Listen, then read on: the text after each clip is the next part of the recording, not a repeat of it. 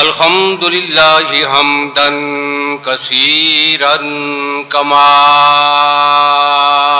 امر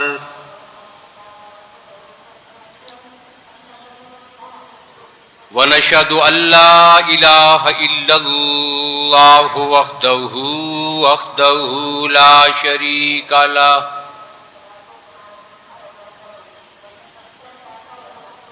لا شریک لہ فی الخلق والامر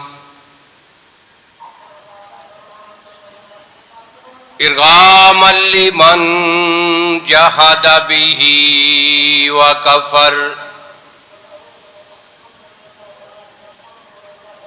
ونشهد ان سیدنا وسندنا وشفیعنا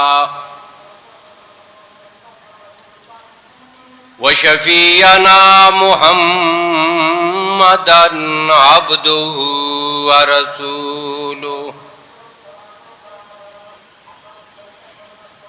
اما بعد فاعوذ باللہ من الشیطان الرجیم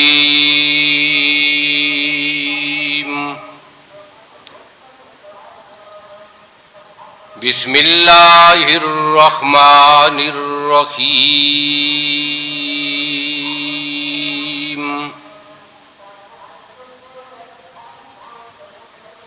محمد رسول اللہ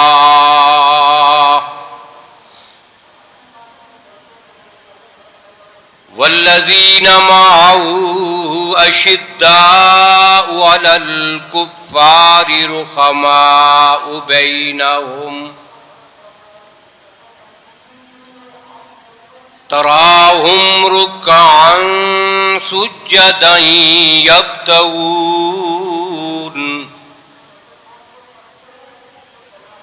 یبتغون فضلا من اللہ ورضوانا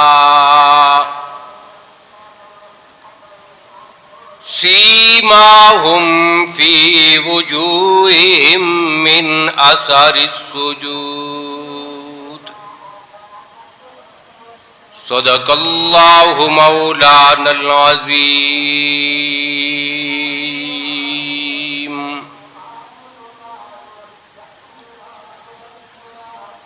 اللہم صلی علی محمد وعلی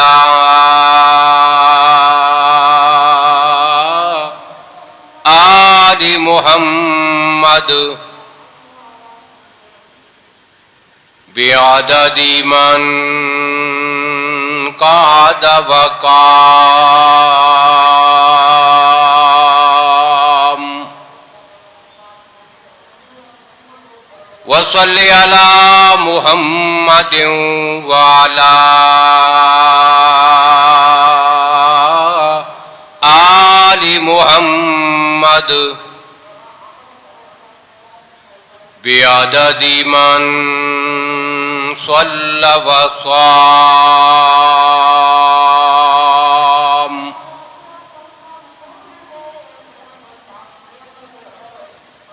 قابل صد احترام بزرگوں، بھائیوں، عزیز دوستو،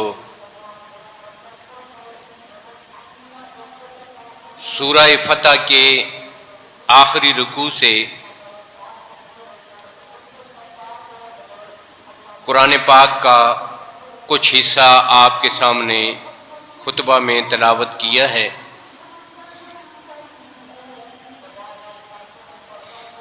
جس میں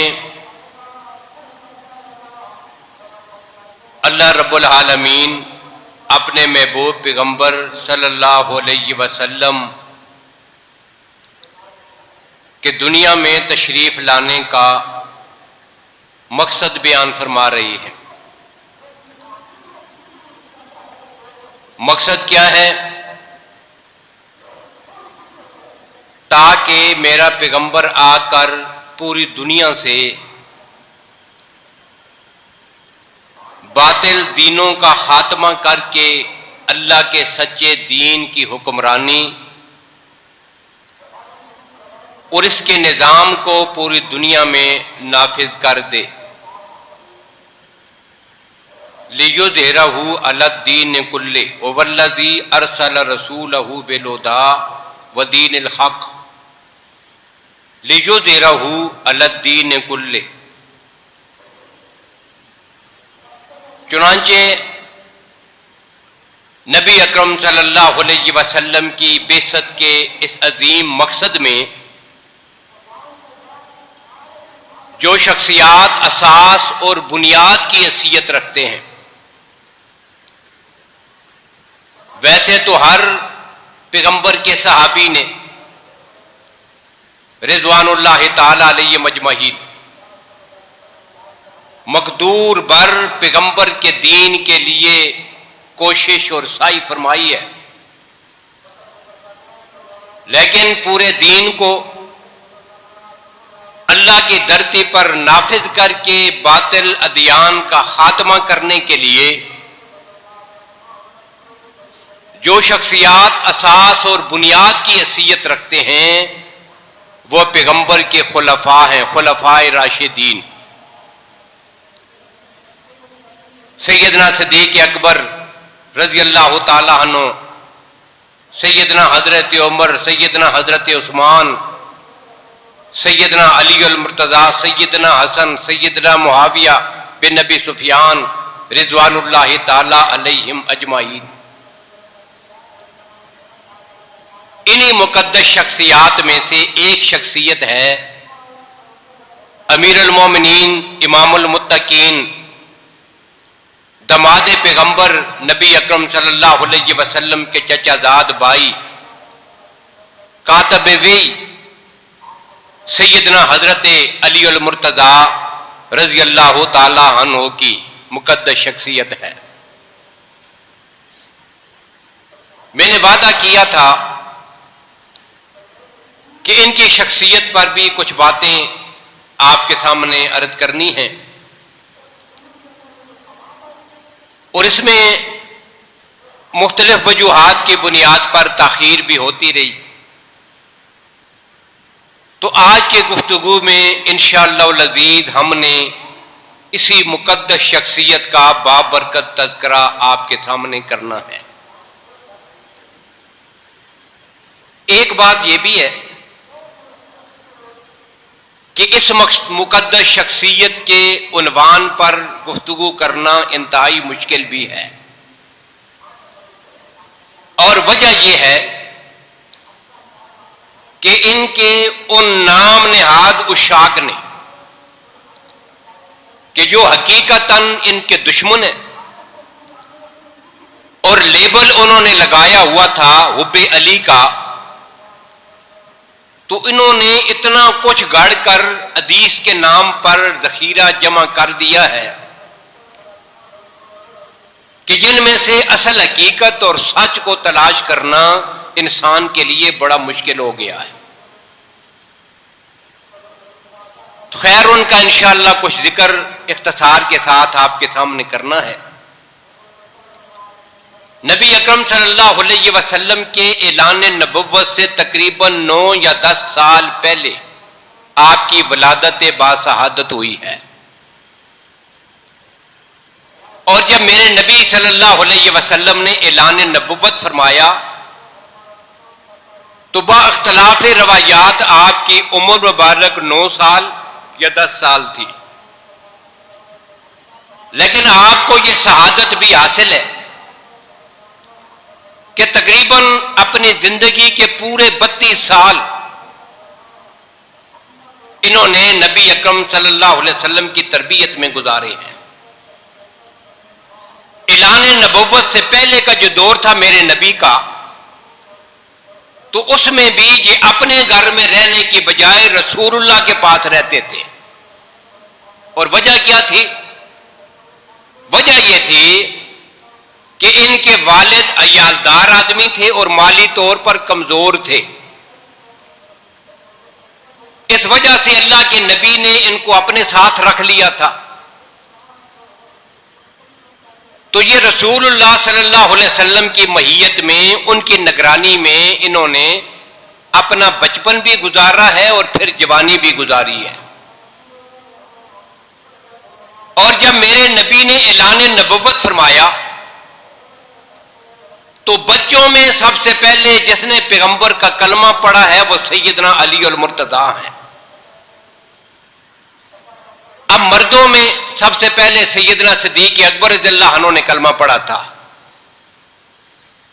بلکہ میں نے بارہا یہ بات کہی ہے کہ صدیق اکبر تو ان شخصیات میں ہیں کہ جنہوں نے پیغمبر کے اعلان نبوت سے پہلے ہی آپ کا کلمہ پڑھ لیا تھا، وہ تو اس بحث سے خارج ہیں کہ پہلا کون ہے۔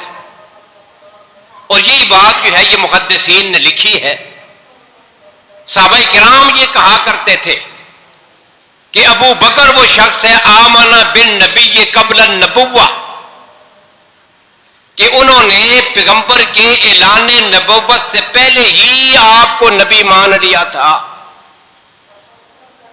اور باقاعدہ کلمہ پڑھنا، اس کو بھی دیکھا جائے تو مردوں میں سب سے اول صدیق اکبر ہیں، عورتوں میں سب سے پہلے ام المومنین سیدہ خدیجۃ الکبریٰ ہیں، بچیوں میں سب سے پہلے پیغمبر کی 4 بیٹیاں ہیں، غلاموں میں سب سے پہلے حضرت زید ہیں، اور بچوں میں سب سے پہلے علی المرتضیٰ رضی اللہ تعالی عنہ کی ذات گرامی ہے۔ ان کے ایمان لانے کے حوالے سے یہ بات امام ابن کثیر رحمہ اللہ نے البدایہ والنہایہ میں لکھی ہے کہ اللہ کے نبی صلی اللہ علیہ وسلم جب غار حرا سے واپس تشریف لائے، پہلی وحی نازل ہوئی تو سیدنا علی رضی اللہ عنہ سے فرمایا کہ میرا کلمہ پڑھ لو۔ اب علی رضی اللہ تعالیٰ عنہ 9-10 سال کے ہیں تو کہنے لگے یا رسول اللہ، آپ کا کلمہ پڑھنے سے پہلے مجھے تھوڑا سا وقت دیں، میں اپنے والد سے مشورہ کر لوں۔ اللہ کے نبی صلی اللہ علیہ وسلم فرمایا یہ وہ دور ہے کہ جس میں اس دعوت کو علل اعلان کسی کو بتانا یہ مشکل ہے، لہذا اس بات کو آپ چھوڑیں، اپنے والد سے مشورہ نہیں کرنا، ہاں خود سوچ لو۔ چنانچہ سیدنا علی رضی اللہ تعالیٰ عنہ واپس چلے گئے، ایک رات گزری، اگلا دن ہوا تو سیدنا علی رضی اللہ تعالیٰ عنہ آئے اور آ کر نبی اکرم صلی اللہ علیہ وسلم کا کلمہ پڑھ لیا۔ اور اللہ کے نبی صلی اللہ علیہ وسلم نے یہ بات فرمائی بھی تھی کہ میری پوری جماعت میں، تمام صحابہ کرام میں ایک ہی آدمی ہے تنہا کہ جس نے بغیر کسی دلیل مانگے، بغیر مشورہ کیے، بغیر سوچے، بلا تردد و نظر ما دعوت الی الاسلام احدا الا فی تردد و نظر غیر ابی بکر، وہ ایک ہی اللہ کی دھرتی پر جس نے بلا تردد اور سوچ کے یکدم پیغمبر کا کلمہ پڑھا، اور وجہ وہی ہے جو ابھی میں نے ذکر کی ہے، اے علم انہ النبی المنتظر، وہ جانتے تھے کہ ساری کائنات جس آخری نبی کا انتظار کر رہی ہے وہ میرے آقا محمد رسول اللہ صلی اللہ علیہ وسلم کی ذات گرامی ہے۔ تو بہرحال حضرت سیدنا علی المرتضیٰ رضی اللہ عنہ کو یہ سعادت بھی حاصل ہے کہ بچوں میں سب سے پہلے میرے پیغمبر کا کلمہ پڑھا آپ نے، اور پھر آپ کو یہ سعادت بھی حاصل ہوئی کہ رب کے حکم سے، اب ظاہر سی بات ہے اللہ کے نبی کوئی کام بھی صرف اپنی مرضی سے نہیں کرتے کہ جب تک اللہ کی مشیت اور حکم اس میں شامل نہ ہو۔ وما ينطق عن الهوى ان هو الا وحی یوحی، ہر عمل پیغمبر کا اور پیغمبر کا ہر قول یہ اللہ کی وحی کے ذریعے سے ہوتا ہے، اور حدیث میں صاحب موجود ہے اللہ نے وحی کے ذریعے بتایا ہے کہ میرے نبی ہجرت کے سفر میں ابو بکر کو ساتھ لے کے جانا ہے، اور پیچھے اپنے بستر پر خطرات میں حضرت علی المرتضیٰ کو لٹا کے جانا ہے. یہ کوئی آسان بات نہیں ہے بھائی. ایک آدمی کو قتل کرنے کے ارادہ سے دشمن آ رہے ہوں اور کوئی آدمی جا کر اس کے بستر پہ رات کو سو جائے, یہ کوئی تھوڑی قربانی ہے. تو سیدنا علی المرتضیٰ ہجرت کی رات میں پیغمبر کے بستر پر سوئے ہیں, انہیں یہ شہادت حاصل ہوئی. اللہ کے نبی نے فرمایا تھا, علی قوم کی امانتیں میرے پاس ہیں, میں ہجرت کر کے جا رہا ہوں, تو میرے بستر پہ لیٹ جا اور صبح اٹھ کر یہ امانتیں ان لوگوں کو واپس کر کے تو بھی ہجرت کر کے مدینے آ جانا. چنانچہ 3 دن کے بعد سیدنا علی المرتضیٰ رضی اللہ تعالیٰ عنہ نے ہجرت فرمائی اور وہ مدینہ طیبہ میں رسول اللہ صلی اللہ علیہ وسلم کے پاس پہنچ گئے. اللہ کے نبی ابھی قباء کی بستی میں تھے کہ سیدنا علی المرتضیٰ بھی ہجرت فرما کے چلے گئے. اور یہ وہ علی المرتضیٰ ہیں رسول اللہ صلی اللہ علیہ وسلم کی معیت میں اللہ نے شخص کو اتنا چمکا دیا تھا کہ قرآن و سنت کے علم سے اللہ نے ان کو عظیم حصہ عطا کیا. یہ خود فرمایا کرتے تھے کہ رات کو میں اس وقت تک سوتا نہیں تھا کہ جب تک اس دن میں میرے نبی پہ جو وحی نازل ہوئی ہو میں اس کو یاد نہ کر لوں, یا پیغمبر کا جو قول یا عمل ہے وہ پیغمبر کی سنت کو محفوظ کر کے اس پہ عمل نہ کر لوں. روزانہ کا معمول ہے, جتنا قرآن نازل ہوا پیغمبر سے سیکھا اور یاد کر دیا, قرآن پاک کو حفظ کر لیا.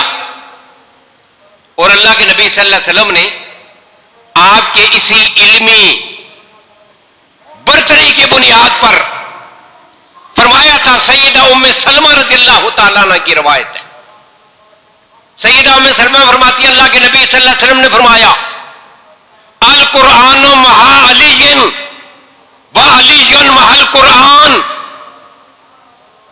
لوگوں قرآن علی کے ساتھ ہے, علی قرآن کے ساتھ ہے. یہ دونوں ایک دوسرے کے ساتھ لازم و ملزوم ہیں. اور کتنے جڑے ہوئے ہیں. اللہ کے نبی نے فرمایا تھا لم یتفرقا حتی یردا علی الحوض. قرآن علی کے ساتھ, علی قرآن کے ساتھ, یہ اتنے جڑے ہوئے ہیں کہ جڑے رہیں گے یہاں تک کہ حوض کوثر پر علی بھی آئے گا, میرا قرآن بھی ساتھ آئے گا. اتنا تعلق ہے. اور اللہ کا فضل و کرم ہے, آج آپ پوری دنیا میں دیکھ لیں, آپ کو ایک طبقہ وہ ملے گا جو اس بات کا مدعی ہے کہ ہمارے پاس علی ہے, ان کے پاس قرآن نہیں ہے. وہ اس بات کے مدعی ہیں ہمارے پاس علی ہے, ان کا نام لیتے ہیں. ان کے ہاں جو سیدنا علی کا تصور ہے وہ الگ ہی ہے, لیکن مدعی تو ہیں کہ ان کے پاس علی ہے, لیکن خدا کی شان دیکھیے کہ ان کے پاس قرآن نہیں ہے. اور ایک طبقہ وہ ہے جو اس بات کا مدعی ہے کہ ہمارے پاس قرآن ہے, ان کے پاس علی نہیں. ایک کو رافضی کہتے ہیں, دوسرے کو خارجی کہتے ہیں. اور اہل سنت تمہیں مبارک ہو, تم اللہ کی دھرتی پر وہ لوگ ہو جن کے پاس اللہ کا قرآن بھی ہے اور علی المرتضیٰ بھی ہے. اور کون علی المرتضیٰ رضی اللہ تعالیٰ عنہ؟ غزوہ بدر ہے. غزوہ بدر میں اب صفی بنی 313 اصحاب بدر 1000 کے مقابلے میں. اب صفی بنی ابھی جنگ شروع نہیں ہوئی. قریش مکہ کے 3 بہادر طاقتور آدمی باہر آ گئے. کون؟ عتبہ بھی, شیبہ بھی, ولید بھی. اب یہ تینوں قریش کے ہیں, رسول اللہ کی قوم کے ہیں, قریشی ہیں. اب یہ آگے جو مقابلے میں, اب اصل جنگ چھڑنے سے پہلے ایک ایک کا مقابلہ ہوا کرتا تھا. اب انہوں نے تینوں نے سامنے آ کر تلواریں لہرائیں اور کہا کہ کون ہے جو ہمارا مقابلہ کرے گا؟ صحابہ کرام اٹھ کے کھڑے ہو گئے، ایک صحابی، دوسرا، تیسرا، سارے تیار ہو گئے۔ اب وہ قریشی جو تھے نا حضور کی قوم کے، انہوں نے کہا کہ نہیں، ہم تینوں ایک ہی خاندان کے ہیں، ان کے خاندان کے، لہذا ہمارے مقابلے بھی ہمارے خاندان کا کوئی آدمی آئے، یہ دوسرے خاندان کے لوگ نہ آئیں، ہمارے خاندان کے آئیں، تب پتہ چلے گا مقابلے کا۔ اس موقع پہ اللہ کے نبی نے فرمایا میرا چچا حمزہ کہاں ہے؟ آ جاؤ میدان میں۔ پھر اعلان کیا میرا بھائی عبیدہ بن حارث، چچا زاد بھائی، وہ بھی آ جائے۔ پھر اعلان کیا میرا چچا زاد بھائی علی آئے۔ تینوں آگے، یہ پیغمبر کے قریب اور خاندان کے لوگ، چچا، دو چچا زاد بھائی۔ اب یہاں سے یہ بھی معلوم ہوا کہ میرے پیغمبر نے اسلام کے لیے جب قربانی دینے کا موقع آیا، دوسروں کو آگے نہیں کیا، سب سے پہل اپنی ذات اور اپنے خاندان اور اپنے لوگوں سے کی ہے۔ اب یہ تینوں آگے جی ان تینوں کے مقابلے میں۔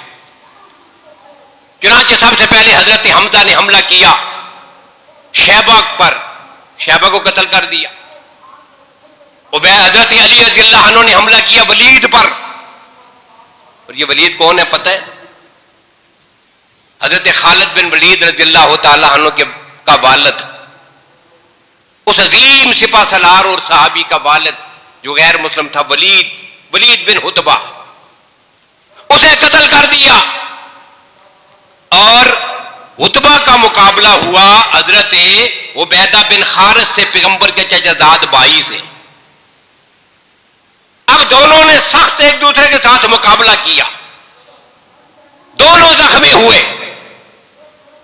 اب وہ جو شیبہ، وہ جو تھا، وہ تیسرا آدمی عتبہ، وہ عتبہ قتل نہیں ہوا، ابھی بچ گیا لیکن زخمی ہو کے گر گیا۔ لیکن ان کے مقابلے میں جو عبیدہ آئے تھے پیغمبر کے چچا زاد بھائی، وہ بھی زخمی ہو گئے۔ اب جو زخمی ہو کے گرا ہوا تھا نا، اسے بھی اللہ کے نبی صلی اللہ علیہ وسلم کے کہنے پر حضرت علی المرتضیٰ نے اس کی گردن کاٹ کے واصل جنم کیا۔ پھر یہاں پہ ایک عجیب صورتحال پیش آئی، وہ تینوں کافر تو واصل جہنم ہوئے، سیدنا علی نے ایک کو قتل کر دیا، سیدنا حمزہ نے دوسرے کو قتل کر دیا، تیسرا بھی قتل ہو گیا حضرت علی کے ہاتھوں سے۔ لیکن جو عبیدہ بن حارث پیغمبر کے چچا زاد بھائی زخمی تھے، انہیں اٹھا کے پیغمبر کے قریب لایا گیا۔ اب ان کی طبیعت بھی خراب ہے اور بالکل آخری حالت ہے۔ اب اسی حالت میں انہوں نے نبی اکرم صلی اللہ علیہ وسلم کے قدموں میں سر رکھا اور ایک بات کہی تھی، کہنے لگے یا رسول اللہ کیا میں شہید ہوں؟ اب میں جانے والا ہوں، یا رسول اللہ میں شہید ہوں۔ تو اللہ صحابہ میں ابن حجر اسقلانی نے لکھا، اللہ کے نبی نے فرمایا تھا اشہد انک شہید، میں گواہی دیتا ہوں کہ تو بھی شہید ہے۔ اور پھر چند ہی لمحوں کے بعد حضرت عبیدہ بن حارث کی بھی شہادت ہو گئی۔ تو میدان بدر میں، میدان کارزار میں اتر کر بہادری کا یہ جوہر دکھانے والا یہ کون ہے؟ یہ پیغمبر کا چچا زاد بھائی علی المرتضیٰ ہے۔ اور کون علی المرتضیٰ رضی اللہ تعالی عنہ؟ جنگ تبوک کے موقع پر اللہ کے نبی ان کو ساتھ لے کے نہیں گئے تھے، کیا کیا؟ پیچھے چھوڑ دیا کہ جی آپ نے بچوں کی اور عورتوں کی نگرانی کرنی ہے۔ اب جیسے اللہ کے نبی نے انہیں پیچھے چھوڑا نا، تو انہوں نے کہا یا رسول اللہ میں کیوں جہاد پہ نہ جاؤں، مجھے آپ پیچھے چھوڑ کے جا رہے ہیں۔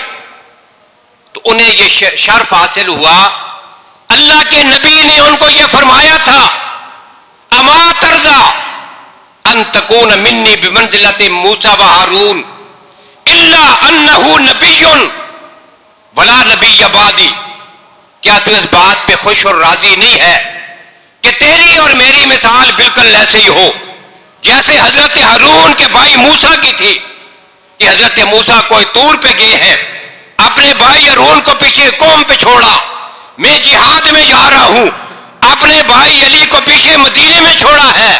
ہاں بس ایک ہی فرق ہے کہ حضرت موسیٰ کے دور میں حضرت ہارون نبی تھے اور میرے بعد کائنات میں نبی کوئی نہیں آنا، اس لیے تو نبی نہیں ہے۔ یہ شرف جسے حاصل ہوا یہ کون ہے؟ یہ سیدنا علی المرتضیٰ۔ اور کون علی المرتضیٰ؟ جب آقا کائنات کی وفات ہو گئی نا، صدیق اکبر خلافت پہ متمکن ہوئے، مسجد میں تھے، ایک موقع پر منبر پہ بیٹھ کے صحابہ کے سامنے اعلان کیا کہ میرے صحابہ، تم میں سے اگر کسی کے ساتھ میرے نبی نے کسی بات کا وعدہ کیا ہو اور وعدہ پورا کرنے کا موقع نہ ملا ہو اور اللہ کے نبی چلے گئے ہوں، اس کا مسئلہ ابھی رہتا ہو، تو کھڑے ہو کے بتا دے پیغمبر کا یہ جان نشین پیغمبر کے وعدے کو پورا کرے گا۔ یہ اعلان تھا۔ ایک آدمی کھڑا ہو گیا، کہتا ہے امیر المومنین، اللہ کے نبی نے دنیا سے جانے کے کچھ دن پہلے میرے ساتھ وعدہ کیا تھا کہ مجھے 3 لب بھر کر وہ کھجوریں عطا کریں گے۔ مجھے فرمایا تھا آنا تجھے کھجوریں دوں گا، کتنی؟ 3 لب بھر کر، لیکن یہ موقع نہیں ملا اور اللہ کے نبی دنیا سے چلے گئے، بس یہ بات رہتی ہے۔ اچھا اب کیسے دے؟ صدیق اکبر نے فرمایا این علی، علی کہاں ہے؟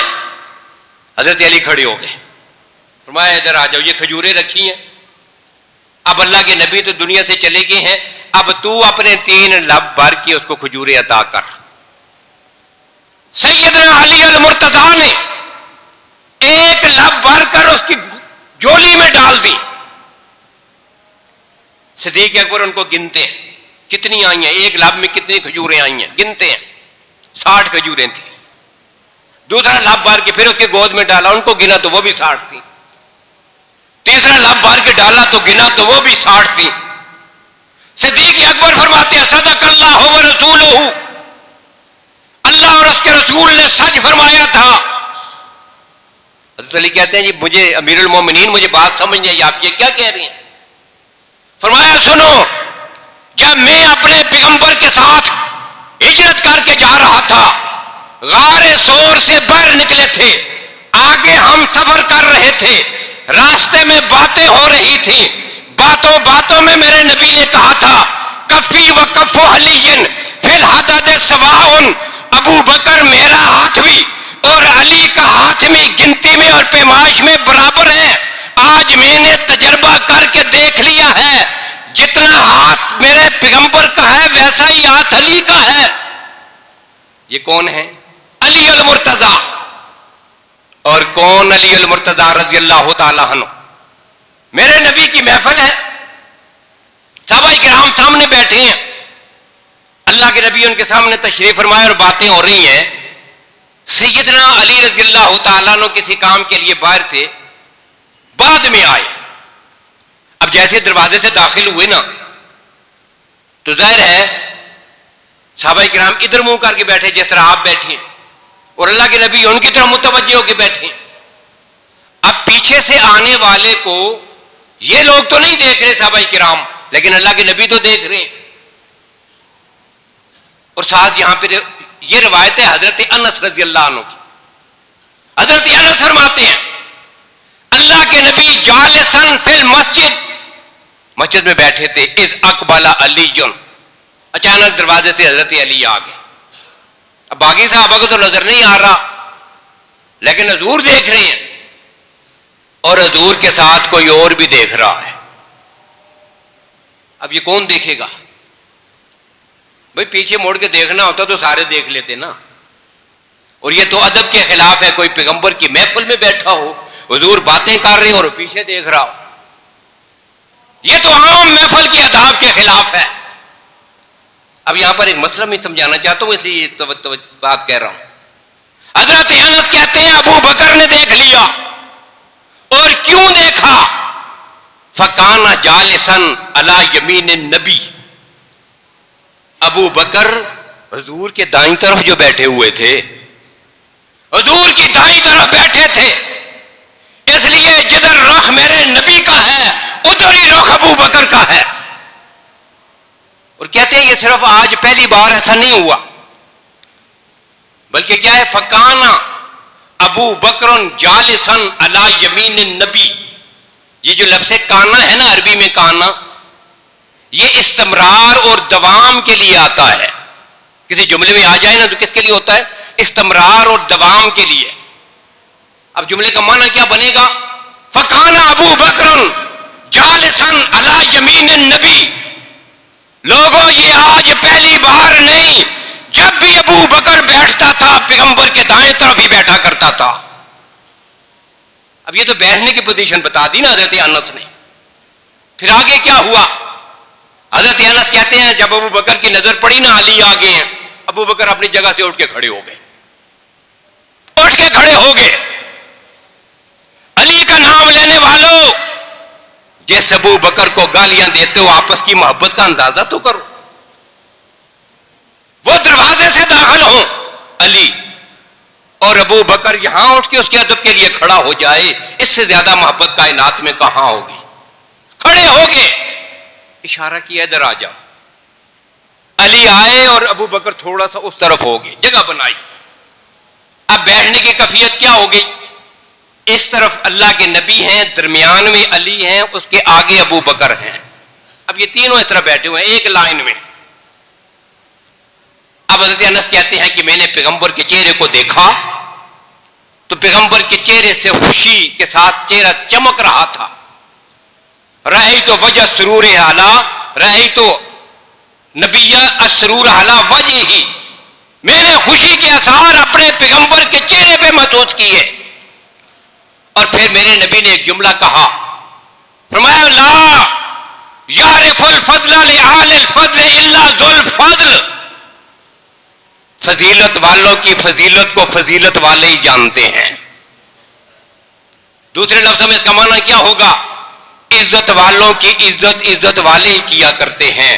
ابو بکر تو بھی عزت والا تھا، علی بھی عزت والا ہے، اس لیے تیرے دل میں علی کی محبت تھی جس نے پیغمبر کے دل کو خوش کر دیا ہے. یہ کون ہے جی؟ یہ علی المرتضیٰ ہے، یہ پیغمبر کا داماد علی المرتضیٰ. اور کون علی المرتضیٰ؟ جن کے لیے اللہ کے نبی نے فرمایا تھا جب نکاح ہوا نا سیدہ فاطمہ سے رضی اللہ تعالی عنہ، تو میرے پیغمبر نے جملہ فرمایا تھا، فرمایا لوگوں سنو، آتیت خیر النساء لخیر الرجال. میں نے کائنات کی بہترین عورت ایک بہترین انسان کے نکاح میں دے دی ہے. میری بیٹی بہترین ہے تو علی میرا داماد بھی بہترین ہے.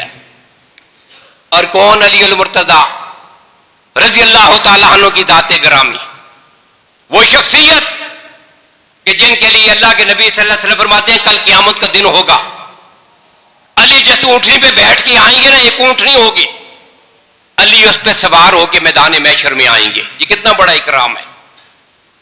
علی میدان محشر میں آئے ہیں اونٹنی پہ سوار ہو کر، اور میرا اللہ مجھے کہے گا کہ میرے نبی ان لکا اخن صالح فی الدنیا فہو علی ابن ابی طالب. میں نے دنیا میں تجھے ایک بہترین بھائی عطا کیا تھا، وہ علی ابن طالب ہے جو وہ آ رہا ہے. اللہ نے اتنی عظمت عطا کی تھی. اور پیغمبر کا ان کے ساتھ جو تعلق اور محبت ہے اس کو تو آپ جو ہے وہ ان حدیث سے دیکھ سکتے ہیں. ایک موقع پر اللہ کے نبی باغ میں ہیں، سامنے چھوٹا سا دروازہ ہے اور بند ہے، جو آتا ہے کھولتا ہے بند کر کے پھر آ جاتا ہے. اللہ کے نبی نے فرمایا میرے صحابہ سنو، ابھی ایک جنتی آدمی اس دروازے سے اندر آئے گا. چند لمحے گزرے، دروازہ کھولا، ابو بکر آ گئے ہیں. سب نے کہا مبارک ہو، تمہیں اللہ کے نبی نے جنتی ہونے کی بشارت سنائی ہے. بیٹھ گئے. پھر اللہ کے نبی نے فرمایا ایک اور جنتی آئے گا. تھوڑی دیر گزری تو حضرت عمر آ گئے. سب نے مبارکباد دی، بیٹھ گئے. پھر اللہ کے نبی نے ایک اور جنتی آ رہا ہے. تھوڑی دیر کے بعد حضرت عثمان آ گئے. پھر اعلان کیا ایک اور جنتی آنے والا ہے. اب یہاں پر دل کی محبت کی بات کر رہا ہوں. اب جب ان کا اعلان کیا نا ایک اور جنتی آ رہا ہے، اعلان کرنے کے بعد اللہ کے نبی نے ہاتھ اوپر کر لیا اور ہاتھ اوپر اٹھا کے کہا میرے اللہ اب جو آنے والا ہو وہ میرا بھائی علی ہو.